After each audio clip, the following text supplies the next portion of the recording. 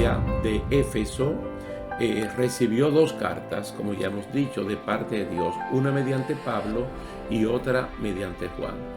La carta a los Efesios mediante Pablo consta de 6 capítulos y fue, como dije al principio, una especie de carta circular para todas las iglesias de Asia Menor, que eran muchas.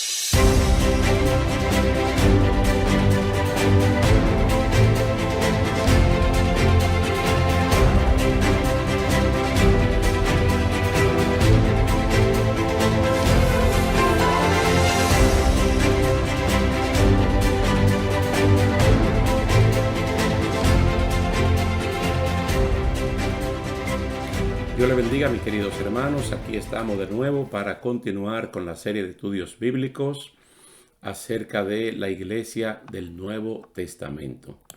En nuestra última parte quedamos en que teníamos la responsabilidad para el día de hoy de hablar de la iglesia de Esmirna en Asia Menor. Es una iglesia que lo único que conocemos es lo que dice Apocalipsis capítulo 2, verso 8 al 11. Y lo vamos a leer inmediatamente. Y escribe al ángel de la iglesia en Esmirna, el primero y el postrero, el que estuvo muerto y vivió, dice esto: yo conozco tus obras y tu tribulación y tu pobreza. Y hay un paréntesis allí que dice, pero tú eres rico.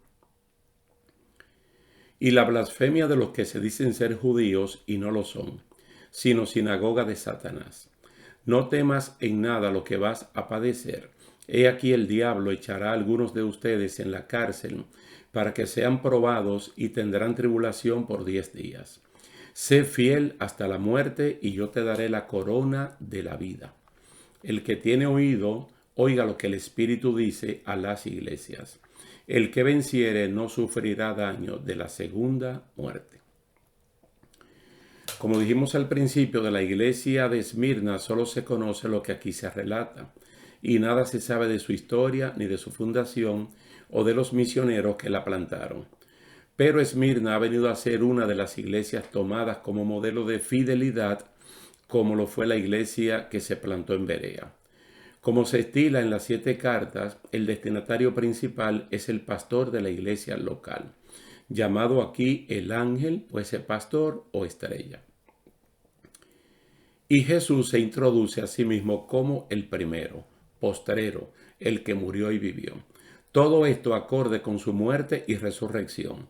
Jesús es el primero que murió y resucitó para no morir nunca más. Esta introducción es como si fuera una clave íntima entre Jesús y la iglesia local de Esmirna, la cual es entendida claramente. Porque ¿quién puede ser el primero, último, muerto y resucitado? No es Abraham, no es Enoc, no es Elías, no es Eliseo, no es Moisés, no es Matusalén, no es Lázaro, no es Pablo. Pueden ser el profeta Mahoma o Buda, Confucio o Napoleón Bonaparte, o puede ser Sócrates, Platón, Aristóteles. Solo Jesucristo puede ser el primero y el último, el que murió y resucitó para no morir jamás. Y él mismo se introduce en Apocalipsis como el alfa y la omega, la primera y la última letra, o la primera y la última letras del alfabeto griego. Esa sola descripción lo identifica sin tener que decirle a Juan, yo soy Jesús, como si le dijo a Pablo llegando a Damasco, según Hechos capítulo 9, verso 5. A la iglesia le dice, yo conozco tus obras, tu tribulación, tu pobreza, y la blasfemia de los que se dicen ser judíos y no lo son, sino sinagoga de Satanás. A todas las iglesias locales Jesús le dice que conoce sus obras. 3 cosas en particular que estaban ocurriendo en Esmirna. Quiso él que ella lo supiera, que él lo sabía: la tribulación, la pobreza y la blasfemia. No hay mayor consuelo en uno que saber que Dios conoce lo que uno sufre. Esto trae consuelo y aliento de esperanza. Tal vez se estile una norma para los creyentes fieles al Señor en el sentido de recibir menosprecios y maltratos que se traducen en tribulaciones o aflicciones. Aquí se cumple una tesis del apóstol Pablo de que el justo sufre por el injusto y otra del también apóstol Pedro de que los que sufren encomienden sus vidas al Señor y sigan haciendo el bien. Jesús identifica al sector contrario de Esmirna como sinagoga de Satanás. Y es que en esta vida uno o está de parte de la luz o está de parte de las tinieblas. O como dice Primera de Juan capítulo 3, o es hijo de Dios o es hijo del diablo. Porque espiritualmente en este mundo hay dos familias solamente. Una es la familia de la luz y otra es la familia de las tinieblas. O uno es hijo de Dios o uno es hijo de Satanás. O es trigo o es cizaña. O es lobo o es oveja. O es tiniebla o es luz. O es lobo o lo que sea. El grupo contrario usaba la mentira para desmoralizar a los hermanos firmes de Esmirna, diciéndole que ellos no eran nada. No necesariamente este grupo, identificado como judíos, sean del sector llamado judaizantes.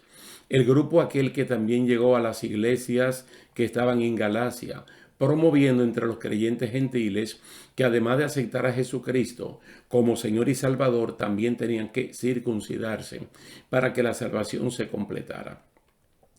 Este grupo de judíos raciales, que no lo son en el sentido de la circuncisión de corazón, sino que son sinagoga del mismo diablo, puede ser también el sector dentro de las iglesias locales que no tiene un corazón circuncidado, sino que es solo apariencia externa. Representa al que se mueve por sus propios deseos y su propio yo, coincidiendo así con las aspiraciones de Satanás y no las de Dios. Si uno repasa de nuevo la lectura de Juan capítulo 8, se notará que Jesús identificó un sector del judaísmo como hijos del diablo, como dijimos anteriormente, y no hijos de Abraham. Ciertamente eran hijos de Abraham según la descendencia, pero hijos del diablo según su conducta. Aunque apene decirlo, no todos los miembros de una iglesia local son cristianos nacidos de nuevo, portadores de la fe no fingida y de un amor verdadero. Lo malo de este tipo de gente es que aparentan ser lo que realmente no son, trayendo confusiones en la comunidad por su mal testimonio de decir una cosa y hacer otra. El que teme a Dios es sabio y la sabiduría se demuestra por la buena conducta, según Santiago capítulo 3, verso 13.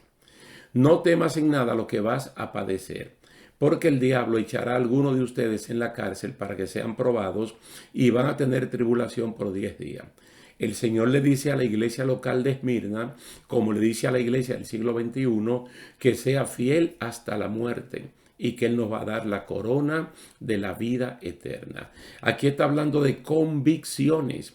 Está hablando de la convicción del creyente que por esas convicciones debe morir. Otra vez queda claro que Dios tiene absoluto control de todo. Al advertirle a la iglesia local de Esmirna que entrará en otra fase de tribulación y ataque diabólico, Jesús promete, alienta y estimula a los creyentes a no temer nada, llámese pobreza, enfermedad, escasez.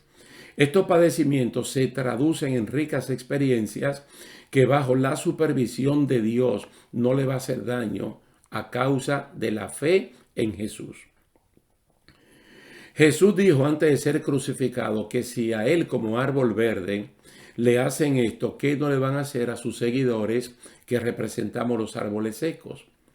Pedro, en un momento tratando de no adjudicarse para él los sufrimientos cristianos, dijo que los mismos padecimientos se dan en todo el mundo con todos los creyentes que se someten a Dios y resisten al diablo.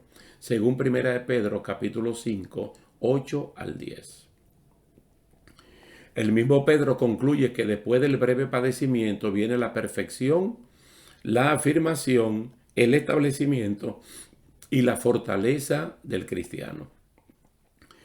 Pablo, al igual que el Señor Jesús, cuando escribió a los Efesios, les hizo ver la forma de salir victorioso de los ataques del diablo, como vimos en el capítulo anterior. en los recursos espirituales que nosotros tenemos, comenzando con el Espíritu Santo, bien detallado en el capítulo 1, versos 13 y 14. Y el cuidado que hay que tener de no entristecerlo, como dice Efesios 4:30. Pero en Efesios 6:10 al 18, el Señor habla la manera como la iglesia tiene que estar fortalecida. Y entonces, como Efesios es una carta circular a todas las iglesias de Asia Menor, pues de seguro que le llegó a Esmirna también. La idea no es quitar al creyente de la prueba, sino fortalecerlo dentro de ella para salir en victoria y ser coronado con la corona de la vida. Cuando el Señor habla de 10 días, hay que tomarlo en el sentido literal que está escrito para Esmirna y no alegorizarlo o espiritualizarlo como una etapa de la vida corporativa de Jesús. 10 días es un periodo de prueba de corta duración, así como fue corta la duración de la espera de los primeros creyentes para recibir la manifestación del Espíritu Santo, que fueron 10 días también, que estuvieron esperando entre la ascensión de Cristo y la manifestación del Espíritu Santo. Por ejemplo, Noé esperó 7 días y no lo podemos alegorizar. Moisés esperó 6 días para entrar en la nube en el monte Sinaí. Y hay muchos casos más mencionados de periodos cortos de días que realmente se pueden tomar literalmente como un tiempo corto en el cual la iglesia tiene que esperar algo o en el caso de Esmirna tiene que padecer algo. Mire, entre las iglesias locales de Éfeso y Esmirna hay dos grandes promesas: comer del árbol de la vida y ser coronado con la corona de la vida. Pero ustedes pueden notar en estos versículos a la iglesia local que el Señor tiene pleno conocimiento de lo que la iglesia está pasando. Y es una iglesia que en paréntesis el Señor tiene que decirle: tú eres rica o tú eres rico.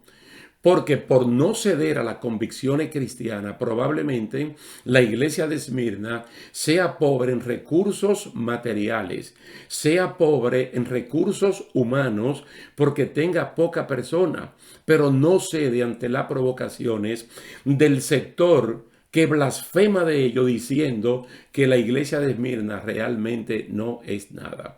Aquí vamos a ver, o aquí encontramos un vivo ejemplo de que la iglesia del siglo XXI tiene que plantarse firme, de manera decidida, como lo hicieron estos hermanos del siglo I, y también comportarnos como tales.